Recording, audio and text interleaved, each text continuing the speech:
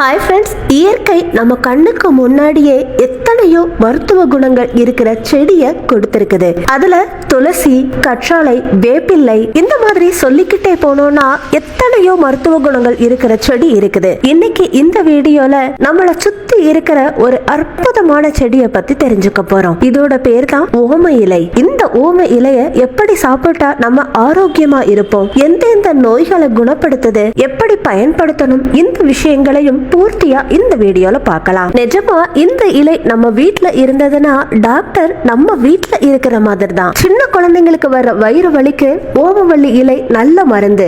சாப்பிட்டதுக்கு அப்புறமா ரெண்டு இலைகளை மென்னு சாப்பிட்டா நம்மளோட ஜீரண சக்தி அதிகமாகுது. அதே மாதிரி பசி கம்மியா இருக்கிறவங்களுக்கும் பசிய நல்லா தூண்டி விடுது. சின்ன குழந்தைங்களுக்கு ஓம இலைய கஷாயமா பண்ணி கொடுத்தோம்னா அவங்களுக்கு நோய் எதிர்ப்பு சக்தி அதிகமாகி இன்ஃபெக்ஷன் அவங்க பக்கத்துல கூட வராது. குழந்தைங்களுக்கு வர சளி, இருமல், காய்ச்சல் பிரச்சனையை குறைக்குது. ஓம இலைய நீங்க பச்சையாவே எடுத்து சாப்பிடலாம், இல்லாட்டி ஓம இலைய பஜ்ஜியாவோ இல்ல பச்சடியாவோ பண்ணி சாப்பிடலாம். அஜீரணம், வயிறு உப்புசம், மலச்சிக்கல் பிரச்சனையை சரி பண்ற சக்தி ஓம இலைக்கு இருக்குது.